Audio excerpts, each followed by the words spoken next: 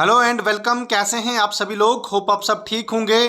तो चलिए जी, मैं आज आपके साथ एक इम्पॉर्टेंट टॉपिक पे आज बात करूंगा। बात करेंगे आज हम कैबिनेट ने जो क्लियरेंस दी है एट्थ पे कमीशन को लेके फॉर सेंट्रल गवर्नमेंट एम्प्लॉइज। अगर इसकी बात की जाए तो बहुत ही अहम टॉपिक है और इसके चलते जितने भी लोग सेंटर के तहत या हम यूं कह सकते हैं कि सेंट्रल गवर्नमेंट के तहत जितने भी मुलाजमीन आते हैं या एम्प्लॉइज आते हैं, चाहे एम्प्लॉइज हों या फिर पेंशन लेने वाले हजरात हों, तो उनके लिए अच्छी खबर है। मैं इस पर थोड़ा सा डिटेल में बात करूंगा। वीडियो पे जाने से पहले जो भी लोग हमारे चैनल पे नए हैं उनसे मेरी रिक्वेस्ट रहेगी कि आप हमारे चैनल को सब्सक्राइब कीजिएगा, साथ में बेल आइकन का बटन भी प्रेस कीजिएगा ताकि ऐसे नए इंपॉर्टेंट जितने भी इंफॉर्मेशन या वीडियो मैं लेके आऊं उसकी सबसे पहले इंफॉर्मेशन आप तक पहुंच पाए।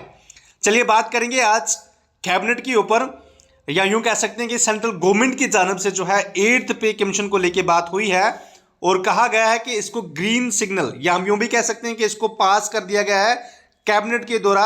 जो आठवीं पे कमीशन है सेंट्रल गवर्नमेंट के जितने भी एम्प्लॉइज हैं उनके लिए अच्छी खबर है।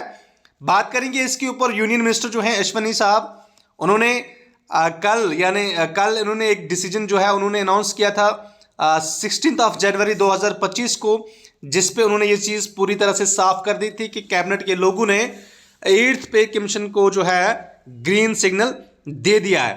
Cabinet has given it is approval and now a commission has been set up and which will draft report on it then submit it is. हाँ, कहने का यहाँ पे ये चीज़ है कि जो कैबिनेट है इन्होंने इसको अप्रूवल दे दिया है और अब एक कमीशन बिठाई जाएगी। हालांकि कमीशन को लेके बात अभी तक नहीं की गई है कि कब कमीशन बैठेगी, उसके ऊपर वो एक डिटेल वे में इसके ऊपर जो है एक रिपोर्ट तैयार करेगी और उसके बाद वो अपनी रिपोर्ट जो है वो सबमिट करेगी किसको? सेंट्रल गवर्नमेंट को। एक पूरा प्रोसेस होता है, आप सब लोग जानते हैं कि जब भी कोई नई चीज बनती है या बनाई जाती है उसके बाद उसके लिए कमेटी बैठाई जाती है और कमेटी जो है उसके ऊपर देखती है कि किन किन चीजों पे काम किया जाएगा, किन किन चीजों को लेके बात की जाएगी। तो इस तरह से इन सब चीजों पे बात हुई है और रिपोर्ट को लेके बात इस तरह से भी कुछ सामने आई है कि लेट 25 या हम यूं कह सकते हैं कि 2025 के आकर या 2026 के बिल्कुल शुरुआत में ये चीजें जो हैं हो सकती हैं।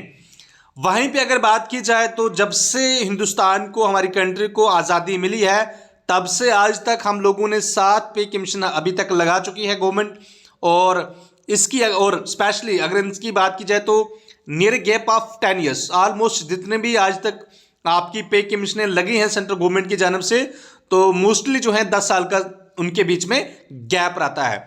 सेवंथ पे कमीशन की बात करूं तो इससे पहले मैं थोड़ा सा आपको जूम करके दिखाऊंगा। सेवंथ पे कमीशन की अगर बात की जाए तो सेवंथ पे कमीशन जो है वो लगी है आपकी 2016 में और उस टाइम पे देश के प्रधानमंत्री पीएम मोदी साहब थे। और सिक्स पे कमीशन की बात करें जो इससे पहले लगी थी वो 2006 में लगी थी और उस टाइम पे हमारे कंट्री के जो प्रधानमंत्री थे, पीएम साहब थे, वो थे डॉक्टर मनमोहन सिंह, जो रिसेंटली जो है जिनकी डेथ भी हुई है।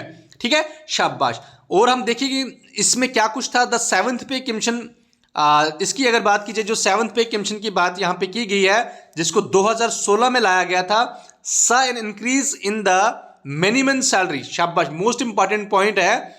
जब आपकी सेवंथ पे कमीशन को लगाया गया था उस टाइम पे मिनिमम सैलरी जो थी, हम यूं कह सकते हैं कि एक गवर्नमेंट एम्प्लॉय की जो मिनिमम सैलरी थी वो 7,000 थी, उसको 7,000 से बढ़ा के कहां पहुंचा दिया गया था?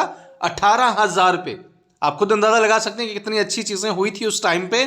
और well the maximum increase for the top officers, जो टॉप ऑफिशियल्स थे जैसे से फॉर एग्जांपल आईएएस कैटेगरी के जो लोग होते हैं उनकी सैलरी जो है 7 पे कमीशन के बाद 2.5 लाख पर मंथ तक पहुंच चुकी थी। किसमें? 7th पे कमीशन में। शाबाश। उसके बाद बेनिफिट्स की अगर बात की जाए तो ये पे कमीशन जो लगते हैं इनके बेनिफिट क्या होते हैं? ठीक है, सबसे पहली चीज है कि इन लोगों को इसका फायदा होगा जितने भी सेंट्रल गवर्नमेंट के अंडर जितने भी लोग आते हैं, चाहे वो आर्मड फोर्सेस के आते हों या किसी और डिपार्टमेंट के जितने भी लोग सेंट्रल गवर्नमेंट के अंदर आते हैं तो उनको बेनिफिट होगा। और जितने भी लोग सेंट्रल गवर्नमेंट के अंदर रिटायर्ड हो चुके हैं, अभी पेंशन ले रहे हैं, उनको भी फायदा होगा इससे। अब डिमांड क्या थी इस बार, मतलब क्या कुछ डिमांडें थी जिनकी जितने भी आप सभी लोग जानते हैं कि एक यूनियन होती है, लेबर्स यूनियन होती है, इसी तरह हम यूं कहें कि वर्कर्स यूनियन होती है, सेम इसी तरह जितने भी आपके डिपार्टमेंट के जो लोग होते हैं इनकी अलग अलग यूनियंस होती हैं, इनकी यूनियंस की जानब से जो डिमांड रखी गई है उसमें ये रखा गया था जो आपकी मिनिमम सैलरी जो आप 18,000 देते हो इसको 18,000 से बढ़ा के 26 या 30,000 किया जाए। दूसरा इन लोगों ने कहा था टीए के ऊपर बात की थी, उसके बाद पेंशन की इन्होंने बात की थी, पेंशन की ऊपर जो चेंजेस हैं एचआर की बात की थी, और बात भी बहुत सारी चीज़ें जो है इसमें बात रखी गई है। हालांकि इसके ऊपर दो चीज़ें और मैं कहता चलूँ आपको कि दो चीज़ें और यहाँ पे इस पे डिस्कस की जाती हैं कि मतलब इसमें पॉइंट रखे जा सकते हैं। और कुछ लोगों ने ये भी कहा है कि जितने भी आप पेंशन दे रहे हो ये परफॉर्मेंस बेसिस पे दो। से फॉर एग्जांपल अगर मैं किसी गवर्नमेंट डिपार्टमेंट के अंदर एज ए जॉब कर रहा हूं तो मेरी किस तरह की डिपार्टमेंट के अंदर परफॉर्मेंस है तो उस बेसिस पे मेरी सैलरी को जो है इनहेंस किया जाए। और भी बहुत सारी चीज़ें हैं जिस तरह से उन लोगों ने कहा था कि एचआर अलाउंस के ऊपर बात की गई है कि जिस तरह से आप देखते हैं कि बहुत सारे ऐसे शहर हैं, मेट्रो सिटीज़ हैं जहाँ पे बहुत सारे एम्प्लॉइज रेंट के मकानों पे रहते हैं या उन ऐसी जगहों पे रहते हैं जहाँ पे उनको बहुत ज़्यादा रेंट देना पड़ता है। तो ये सारी चीज़ें हुई हैं इसके बीच में। तो फिलहाल मैं आपको लेके चलूँ कि आपकी 8th पे कमीशन को कैबिनेट की जानब से अप्रूवल मिल चुका है, उसके लिए आप कमीशन बनेगी और कमीशन जो है अपनी रिपोर्ट तैयार करेगी और 2025 या 2026 के शुरुआत में जो है ये लोग अपनी रिपोर्ट गवर्नमेंट को सबमिट करेंगे और उसके बाद जो है इसको बाज़ाब्ता तौर पे लागू किया जाएगा। जब इसकी रिपोर्ट आएगी और उसकी रिपोर्ट के ऊपर हम डिटेल में फिर से एक वीडियो बनाएंगे, उसमें क्या कुछ रहेगा इंपॉर्टेंट वो आपके साथ शेयर किया जाएगा।